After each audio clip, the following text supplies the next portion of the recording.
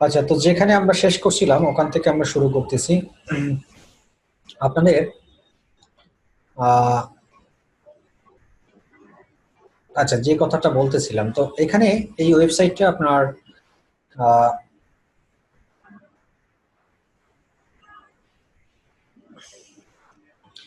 আচ্ছা, তো এই ওয়েবসাইটটা এখন কথা হলো যে কি কারণে ব্ল্যাক লিস্টেড হয় সেগুলো আমি বলতেছিলাম, যে লোডিং টাইম, একটা পিকচার্স কন্টেন্ট এগুলো যদি ডুপ্লিকেট হয়, তারপরে প্লাগইনস আছে। এক একটা ওয়েবসাইট ডিজাইন করার ক্ষেত্রে যারা ওয়েবসাইট ডিজাইনার আছেন তারা জানেন যে বিভিন্ন ধরনের আমাদের থার্ড পার্টি কিছু প্লাগইনস ইউজ করতে হয় যদি ওয়ার্ডপ্রেস দিয়ে ওয়েবসাইট করা হয় সেক্ষেত্রে। আবার পিএইচপি মাইএসকিউএল দিয়ে যদি সরি এইচটিএমএল ওয়েবসাইট করা হয় সেক্ষেত্রেও আমাদের কিছু মেকানিজম ইউজ করতে হয়। তো এগুলো যদি বেশিরভাগই আমরা ফ্রি ভার্সনগুলো ইউজ করার চেষ্টা করি, বা কোনো ফ্রি থিম যদি আমরা ইউজ করি বা টেমপ্লেট ইউজ করে আমরা কোনো ওয়েবসাইট তৈরি করি, সেক্ষেত্রে ভিতরে বাগস থাকতে পারে। কারণ যে ব্যক্তি এই ওই টেমপ্লেটটা ইউজ করছে সে তো অবশ্যই চাইবে না যে আপনি তার টেমপ্লেটটা আপনি ফ্রি ইউজ করেন। আর যদি আমরা ওয়েবসাইট গুগল থেকে বিভিন্ন ফ্রি টেমপ্লেট ডাউনলোড করে সেটাকে কাটসিট করে আমরা ছুরি কাছি বসাইয়া তারপরে আমরা আমাদের মতো করে নিজেদের সম্পত্তি হিসেবে বানিয়ে নিই। কিন্তু আপনারা জানেন কিনা জানি না যে ওই ওয়েবসাইটের ভিতরে যে কোডিং গুলো আছে সেই কোডিং গুলো যিনি করছেন নিশ্চয়ই সে এত বোকা না যে আপনাকে ফ্রি ইউজ করতে দিছে তার মানে তার নিজস্বতা বা তার মেকানিজমটা সে ওখানে অ্যাপ্লাই করে নেয়। হ্যাঁ, এমন বোকা বাংলাদেশে বা পৃথিবীতে খুব কমই আছে। দ্যাট মিনস আপনার যে ফ্রি টেমপ্লেট গুলো বা আমরা ফ্রি যে থিম গুলো ইউজ করি সেখানেও কিন্তু আমাদের রিস্ক থেকে যায়। কারণ ওই কোডিং এর ভিতরে কোনো একটা জায়গায় হয়তোবা তাদের কোনো বাগস তারা দিয়ে রাখছে, বা কোনো একটা কোডিং তাদের ফিডব্যাক কোডিং দিয়ে রাখছে, যাতে আপনি ইউজ করলে বা ডাউনলোড করলে সে বুঝতে পারবে যে এরকম একটা ব্যক্তি বাংলাদেশ থেকে আপনার থিমটা সে ইউজ করতেছে। এবং সে চাইলে এটাকে ক্লেম করতে পারে, সে গুগলকে জরিমানা করাইতে পারে আপনাকে দিয়ে যে আমার থিম সে ফ্রি ইউজ করতেছে, আমি তাকে রিপোর্ট করলাম বা ক্লেম করলাম। বিভিন্ন এক্স ওয়াই জেড মানে লাভ লাভ অনেক ব্যাপারের কারণেই কিন্তু আপনার ওয়েবসাইট ব্ল্যাক লিস্টেড হতে পারে, গুগল করতে পারে আপনাকে। এটা গুগল একমাত্র এখতিয়ার। তো আমি যখন এই ওয়েবসাইটটা যখন যিনি এই ওয়েবসাইটটা তিনি তৈরি করেছিলেন এই এলিট পেইন্টের, সেই ব্যক্তি ওয়েবসাইটটা তৈরি করার পর পাবলিশ করার পর সে এটা নিয়ে অনেকদিন সার্ভাইভ করছে। সে কোনোভাবেই সে গুগলকে এটা ইন্ডেক্স করতে পারে নাই বা এনলিস্টেড করতে পারে নাই। ফাইনালি এলিট পেইন্ট কর্তৃপক্ষ ওই ব্যক্তির কাছেই বলছে, ভাই আপনি নিজে ওয়েবসাইট তৈরি করছেন, আপনি নিজেই এটাকে একটু ঠিক করে দেন। অ্যাটলিস্ট এসইও করতে হবে না, আপনি অ্যাটলিস্ট আমার গুগলে যাতে আপনার আমার ইউআরএলটা শো করে সেই ব্যবস্থা চলে করে দেন। তো ওই বেচারা অনেক কষ্ট করছে, এটা নিয়ে অনেক চেষ্টা করছে, বাট আলটিমেটলি সে নিজের ওয়েবসাইট নিজে বানাইয়েই সেটার বাগ সে সলিউশন করতে পারে নাই। পরে সে স্যালেন্ডার করছে, অপরাধ জানালো, জানানোর পরে এলিট পেইন্ট আমার সাথে যোগাযোগ করলো। বাই দ্য ওয়ে আমার রেফারেন্স হয়তো বা কোথাও থেকে তারা পাইছে আমি জানি না। তো পরে এলিট পেইন্টের কর্তৃপক্ষ, যিনি এলিট পেইন্টের ডিরেক্টর একজন, উনি মালিকের ছেলে, সে আমার সাথে সরাসরি যোগাযোগ করে সে আমাকে বললো যে আপনার সম্পর্কে আমি জানি, অনেকভাবে শুনছি যে আপনি চিটগং এ মোটামুটি ওনার বাড়ি আবার চিটগংই, এরিক পেইন্টের কিন্তু মেইন মালিকের বাড়ি চিটগং। উনি ওই সূত্র ধরেই এসে আমাকে খুঁজে বের করে বললো যে চিটগং এ তো এরকম ভালো এসইও এক্সপার্ট খুব কম আছে, ঢাকাতে অনেক আছে, বাট চিটগং এ আপনি বেস্ট আমার কাছে মনে হচ্ছে। বাই দ্য আমি এটা আরএনডি করে খুঁজে বের করলাম, তো আপনার সাথে আমরা একটু দেখা করতেছি, কথা বলতেছি। এরপরে তাদের সাথে একটা মিটিং হয়, সেই মিটিং এ তারা এই তাদের সমস্যার কথা বলে, বলার পরে তাদের সাথে আমার একটা চুক্তি হয়। সেই চুক্তির সূত্র ধরে তারপরে এই ওয়েবসাইটটা নিয়ে আমি কাজ শুরু করি। তো পরবর্তীতে আমি ওয়েবসাইটটা নিয়ে যখন অডিট করলাম, অডিট ফার্স্ট আমার স্টেপ ছিল, অডিট করলাম ওয়েবসাইটটাতে, তৎকালীন ওয়েবসাইট মানে আগের যে ওয়েবসাইটটা সেই ওয়েবসাইটটা অডিট করে আমরা দেখলাম যে ওই অডিটে এসইও অডিট, এটা এসইও অডিটের মধ্যে আমরা দেখলাম প্রচুর পরিমাণে প্রবলেমস আছে।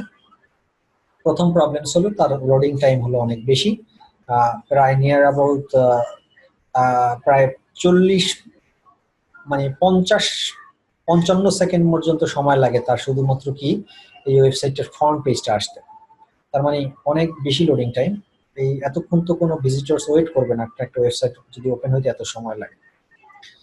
এরপর আরো কারণ ছিল, সে যে ব্যক্তি ওয়েবসাইটে প্রথম ডিজাইন করছিল সেটা ওয়ার্ডপ্রেস দিয়ে ওয়েবসাইটটা করছিল, এবং সে ফ্রি থিম ইউজ করছিল, বাইরের থিম থিম গুলা বা টেমপ্লেট ডাউনলোড করছে ওয়ার্ডপ্রেস দিয়ে টেমপ্লেট ডাউনলোড করে সেই টেমপ্লেটের উপরে সে কাজ করছে, এবং অনেকগুলা বাক্স প্লাগইন ইউজ করছে, ফ্রি প্লাগইন, সেগুলো অনেক প্রবলেম ছিল, যেগুলো আসলে গুগল অথরিটি এটা মেনটেন করে না বা গুগল এটা নেয় না, এইসব বিষয়গুলো অ্যালাউ করে না। সেই ধরনের কার্যকলাপ গুলো তৈরি করে ওয়েবসাইটটা তৈরি করছে। আমি আপনাদেরকে দেখাই, আগের ওয়েবসাইট একটু দেখাই নাকি? আর আগের ওয়েবসাইটটা আমি রেখে দিছি স্টুডেন্টদেরকে দেখানোর জন্য, একদম হুবহু একই ওয়েবসাইট। এই যে ডিজাইন, আমি মূলত আগের ওয়েবসাইটটার ডিজাইনটা দেখেই আমি এই ওয়েবসাইটটা তৈরি করছি। মানে আগে যে ব্যক্তি ওয়েবসাইটটা বানাইছিল, সে যেভাবে ডিজাইন করছে তার ডিজাইনটা দেখে দেখে আমি নতুন একটা ডিজাইন বানাইছি, আর কিচ্ছু না, নাথিং এলস। আমি আগের ওয়েবসাইটটা একটু আপনাদেরকে দেখাই, তাহলে আপনারা জিনিসটা আপনাদের কাছে ভালো লাগবে। আছে কিনা জানি না, আমি এটা রেখে দিয়েছিলাম।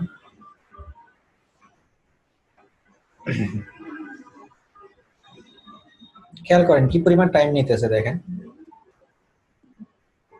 এই যে এতক্ষণে মেইন পেজটা আসলো।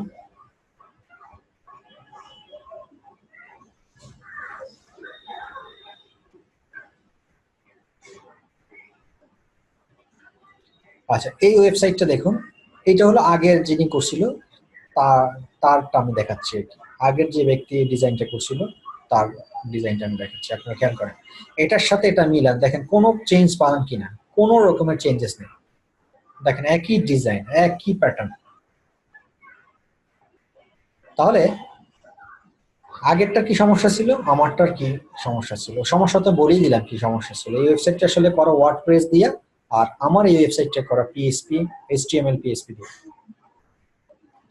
তো এইটাই ডিফারেন্স, আমরা দুইজনে দুই ল্যাঙ্গুয়েজ দিয়ে করছি।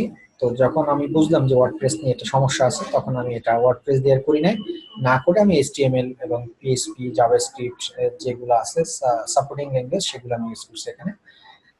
তো আমি কিন্তু নিজের এখানে ক্রিয়েটিভিটি কিছুই করি নাই, এই ওয়েবসাইটটা দেখে দেখে সব করছি আমি।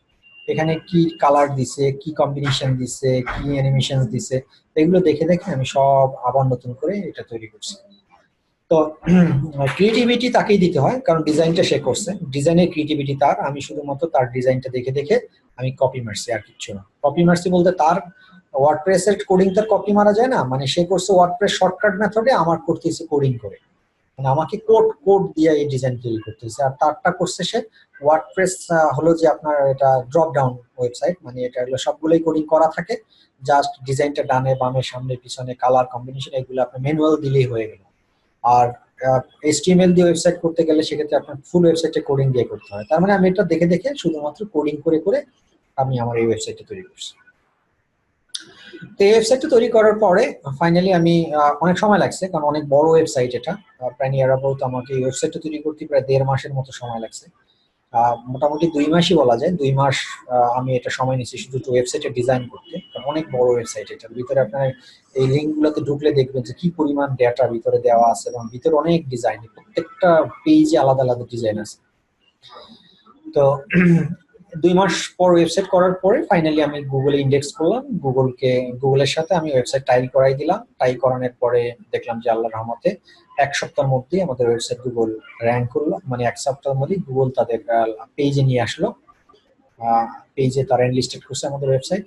এরপরে যখন আমি দেখলাম যে এনলিস্টেড হয়ে গেছে, এনলিস্টেড হয়ে যাওয়ার পরে এরপর শুরু করলাম আমি আর কম্পিটিটর যারা আছে, যেমন Berger Paints, Asian Paints, Roxie Paints, Ruby Paints, এইসব পেইন্টস যে কোম্পানিগুলো আছে তাদের সাথে কিভাবে বিট করে আমার এই সাইটকে আমি 1 নম্বর অবস্থানে নিয়ে আসতে পারি, সেই চ্যালেঞ্জে নামলাম। সেই চ্যালেঞ্জ আমার বেশিক্ষণ লাগে না, আল্লাহর রহমতে আমরা মোটামুটি 15 to 20 ডেজের মধ্যেই আমি প্রথম পেজে চলে আসছি।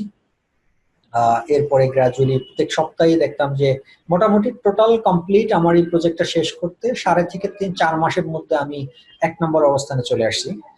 পুরো প্রজেক্টটা আমাকে শেষ করতে, মানে ওয়েবসাইট ডিজাইন সহ আর কি, ওয়েবসাইট ডিজাইন এবং এসইওর কাজ শেষ করে 3.5 4 মাসের মতো হবে আর কি, ম্যাক্সিমাম 4 মাস হবে। এই 4 মাসের মধ্যে আমার এই ওয়েবসাইট কি হয়েছে, গুগলের 1 নম্বর অবস্থানে আসছে। আপনারা যদি এখন একটু সার্চ দেন, আমি যদি দেই, দেখেন best paint company in Bangladesh দিয়ে যদি আপনি সার্চ দেন, তাহলে দেখেন আপনার গুগল ম্যাপে 1 নম্বরে শো করতেছে, আপনারা দেখতে পাচ্ছেন গুগল ম্যাপে 1 নম্বরে শো করতেছে।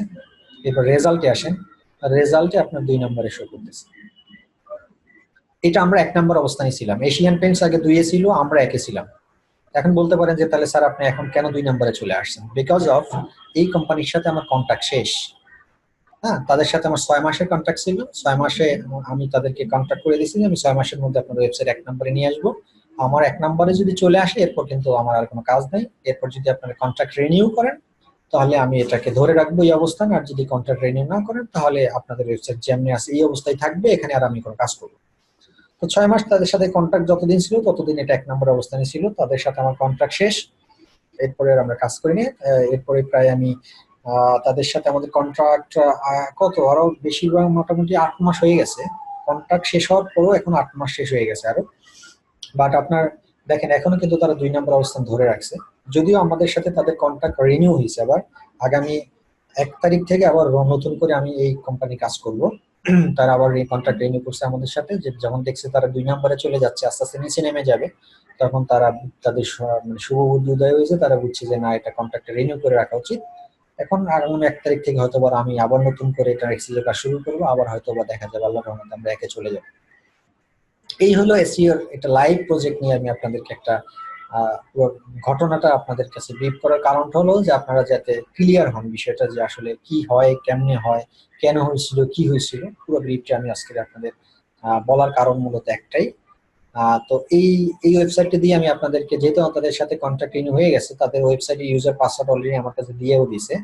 তো আমি আপনাদের এই ক্লাসে ইনশাল্লাহ এই ব্যাচ, আপনাদের যে ব্যাচটা এখন শুরু করলাম আমি, এই ব্যাচই আমি আবার আপনাদের এই ওয়েবসাইটের যে কি কার্যকলাপগুলো আমি এখন নতুন করে আবার কি কি করব এবং এর আগে কি কি করছিলাম সেগুলো আমি আপনাদেরকে এই ওয়েবসাইটে দিয়ে লাইভ দেখাবো। তাতে আপনাদের জন্য অনেক ভালো হবে, একটা লাইভ প্রজেক্টের ফ্লেভার পাবেন আপনারা, কোনো মানে কনফিউশন থাকবে না। এটা আপনাদের জন্য একটা ভালো অপরচুনিটি বলা যায় আর কি। এছাড়াও আমার অন্য যে প্রজেক্ট গুলো আছে সেগুলো আমি আপনাদেরকে দেখাবো। একটা তো না, আমার অনেকগুলো প্রজেক্ট বাংলাদেশের লোকাল অনেকগুলোই আছে, মোর দ্যান 50 কোম্পানির সাথে আমার কাজ করা হয়ে গেছে পর্যন্ত, 50টা কোম্পানির সাথে। আর ফরেন কান্ট্রি তো অগণিত, এগুলো না বললেই না। বাট লোকাল কোম্পানিতে আসলে এসইও খুব কম করায়, বাংলাদেশের মানুষ এসইওটা খুব কম বুঝে। আর যদি বুঝতো তাহলে এটা 1000 এতদিনে পার হয়ে যেত। বাট যেহেতু তাদের বাংলাদেশের ট্রেন্ডটা নতুন চালু হচ্ছে, আস্তে আস্তে বোঝা শুরু করছে মানুষ, এখন আস্তে আস্তে ক্লায়েন্ট বাড়বে, মানুষের চাহিদা বাড়বে। আচ্ছা, তো এখন আমরা যেখানে শুরু করছিলাম যে মেটা টাইটেল কিওয়ার্ডস, আসলে আমি এটা শেষ করতে পারবো না আজকে, কথা বেশি বলে ফেলছি আপনাদের মোটিভেশন করার জন্য। আমি জাস্ট এই দুটো বিষয় নিয়ে আলোচনা করি এখানে। মেটা টাইটেল কিওয়ার্ডস, মেটা টাইটেল কিওয়ার্ডসটা হলো কি, আমি দেখাই আপনাদেরকে। মেটা টাইটেল কিওয়ার্ডসটা হলো যে ধরুন আমি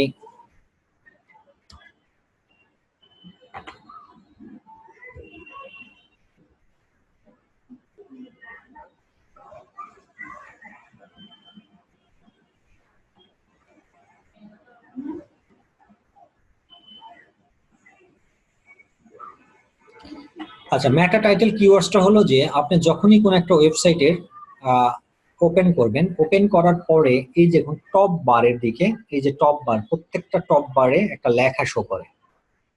যেমন গুগল একটা শো করতেছে, দেখুন কি। তারপরে এই যে আমি যখন এখানে কার্সর নিয়ে, এলিট পেইন্টের ক্ষেত্রে কার্সর নিয়ে একটা লেখা আসতেছে, দেখুন এলিট পেইন্ট। এটাই হলো মেটা টাইটেল কিওয়ার্ডস, এটাই হলো মেটা টাইটেল। এটা কি আমরা বলি মেটা টাইটেল। তো প্রত্যেকটা ওয়েবসাইটেরই একটা মেটা টাইটেল থাকে। এই যে দেখুন মেটা টাইটেল, এটা হলো মেটা টাইটেল। ফেসবুকেরটা ফেসবুক লেখা আছে, এটাই মেটা টাইটেল। তো এসইওর অত্যন্ত গুরুত্বপূর্ণ একটা বিষয় হলো মেটা টাইটেল। এই মেটা টাইটেলে আমাদেরকে কিওয়ার্ড বসাতে হয়। এখন এলিট পেইন্টে কোনো কিওয়ার্ড বসানো এখন নাই, কেন নাই? এটা কিন্তু ছিল, বাট এখন নাই। এখন নাই এই কারণেই, কারণ যখন আমার কন্ট্রাক্ট শেষ হয়ে গেছে তখন আমার কাজগুলো আমি সবগুলা শেষ করে দিয়ে আমি বেরোয় চলে আসছি আর কি। বাট আবার যখন এটা নিয়ে কাজ শুরু করবো তখন কিন্তু দেখবেন যে এখানে শুধু এলিট পেইন্ট লেখা থাকবে না, এখানে এর সাথে আরো কিছু জিনিস লেখা থাকবে, সেটা আমি প্র্যাকটিক্যালি আপনাদেরকে দেখাবো। তো এই যে লেখাটা, এই লেখাটাই হলো মেটা টাইটেল কিওয়ার্ডস।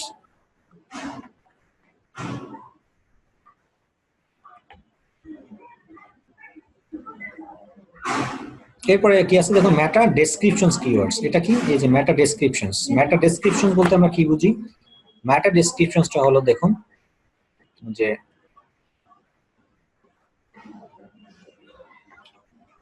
গুগলে যখন আমরা সার্চ দিই, যে best paint company in Bangladesh দিয়ে সার্চ দিলাম, সার্চ দেওয়ার পরে দেখুন এই যে এলিট পেইন্ট, এখানে গুগল 3টে জিনিস শো করে। কোনো জিনিস দিয়ে শো, এই জিনিসটা মুখস্থ করে ফেলবেন আজকে আপনারা। মেটা টাইটেল শো করবে, ইউআরএল বা এটাকে পার্মালিঙ্ক অথবা ইউআরএল বলে। পার্মালিঙ্ক কি, ইউআরএল কি সেটা আমি বলবো, দেখাই দেবো আপনাদের। এতটুকুই জানেন, ইউআরএল অথবা পার্মালিঙ্ক শো করবে। আর যে এর সাথে এডিশনাল যে একটা ডেসক্রিপশন শো করে, এই ডেসক্রিপশনসটার নামই হলো মেটা ডেসক্রিপশনস। দেখুন ঠিক তেমনি এশিয়ান পেন্টসেরও এখানে কি শো করছে, টাইটেল শো করছে, মেটা টাইটেল, ইউআরএল শো করছে, আর একটা কি শো করছে, মেটা ডেসক্রিপশন শো করছে। প্রত্যেকটা সাইটেরই কি দেখ এই তিনটে জিনিস একই জিনিস শো করবে, টাইটেল, ইউআরএল, ডেসক্রিপশনস। কি ডেসক্রিপশনস? এটাকে বলি আমরা মেটা ডেসক্রিপশনস। আচ্ছা, মেটা ডেসক্রিপশনস অত্যন্ত গুরুত্বপূর্ণ একটা জিনিস ওয়েবসাইট। আমরা যারা এসইও করি না, যেসব ওয়েবসাইটের এসইও করা হয় না, সেই সব ওয়েবসাইটেরও কিন্তু মেটা ডেসক্রিপশন গুগল শো করে। এখন সেটা কিভাবে শো করে, বা মেটা টাইটেলও শো করে। আপনি একটা ওয়েবসাইট তৈরি করলেন, আপনার ওয়েবসাইটের ভিতরে যদি আপনি মেটা টাইটেল, মেটা ডেসক্রিপশন এসইও নাও করেন, সেক্ষেত্রে কিন্তু গুগল আপনার ওয়েবসাইটের মেটা টাইটেল, মেটা ডেসক্রিপশন শো করবে। বাট সেটা শো করবে গুগল সৌদ্দিঘি হয়ে, মানে আপনার ওয়েবসাইট থেকে অটোমেটিকলি ওই যে রোবটের কথা বললাম, রোবট যে কোনো একটা ডেটা ক্রাউল করে আপনার এখানে রিপ্রেজেন্ট করবে। বাট আমরা যারা এসি এক্সপার্ট বা এসি করি, তার আমরা গুগলকে বলে দেই যে আমার ওয়েবসাইটের কোনো জিনিস তুমি নিজে সহযোগী হইয়া কপি করে নিবা না, আমি যেটা কপি করতে বলবো সেটাই তুমি মানুষের কাছে শো করবে। তো এটা কেন করি? এটা এই কারণেই করি কারণ মানুষ কি বিষয় দিয়ে সার্চ দিতে পারে, কোন লেখা দিয়ে মানুষ বেশি সার্চ দেয়, এটা নিয়ে আমরা কি করি, আগে মেকানিজম করি, আগে আমরা অ্যানালাইসিস করি, এটাকে বলি কিওয়ার্ড। এই কিওয়ার্ড অ্যানালাইসিস করি, অ্যানালাইসিস করে যে আমরা মোটামুটি টার্গেটেড কিছু কিওয়ার্ড ফাইন্ড আউট করি, সেই টার্গেটেড কিওয়ার্ড গুলোই আমরা সেট করি কোথায়, মেটা ডেসক্রিপশনসে এবং মেটা টাইটেলে। যাতে কোনো ব্যক্তি যদি আমার এই যে 50টা কিওয়ার্ড আমি সিলেক্ট করলাম বা ফাইন্ড আউট করলাম, এই 50টা কিওয়ার্ডের কোনো একটা কিওয়ার্ড দিয়ে যদি কেউ সার্চ দেয়, যাতে আমার ডেসক্রিপশনসের সাথে বা আমার টাইটেলের সাথে মিলে যায়, মিলে গেলেই তো তখন আমার ওয়েবসাইটটাকে গুগল তাকে সবার সামনে শো করবে। এই কারণেই মূলত যারা আমরা এসইও কাজ করি তারা মেটা টাইটেলে আমাদের পছন্দের কিওয়ার্ড বসাই, মেটা ডেসক্রিপশনসে আমরা পছন্দের মেটা ডেসক্রিপশনস কিওয়ার্ড বসাই। হ্যাঁ, তো আপনারা নিশ্চয়ই বুঝছেন যে মেটা টাইটেল হলো এটা, আর এটা হলো ইউআরএল, আর এটা হলো মেটা ডেসক্রিপশন। আপনি যদি আপনার কোনো ওয়েবসাইটে নিজের পছন্দ মতো মেটা ডেসক্রিপশন সেট না করেন, সেক্ষেত্রে গুগল অটোমেটিক একটা নিয়ে নেবে, তার যেটা ভালো লাগবে আপনার ওয়েবসাইটে সেই অংশটুকুই কপি করে এখানে নিয়ে নেবে। এটাই হলো বিষয়। আমি আর সামনে যাবো না আজকে, এটা নিয়ে আরো আলোচনা আছে, বিশদ আলোচনা আছে, কারণ এই জিনিসটা আপনাদের মাথায় ঢুকাতে হবে, যত ভালো ঢুকাতে পারবেন ততই আপনারা ভালো করবেন। আচ্ছা, আমি এখানে শেষ করবো কারণ আমার এরপরে আবার ক্লাস আছে। আপনাদের কোনো কোশ্চেন থাকলে আমাদের কোশ্চেন করতে। হ্যালো, সালাম ভাইয়া। আচ্ছা, হ্যালো, বলুন, শুনতে পাচ্ছি আমি। ভাইয়া, আপনি হচ্ছে কি যে একটা অ্যাড দিছেন, হচ্ছে কি আপনার ওই যে মোবাইল অ্যাপ্লিকেশনের উপরে। জি।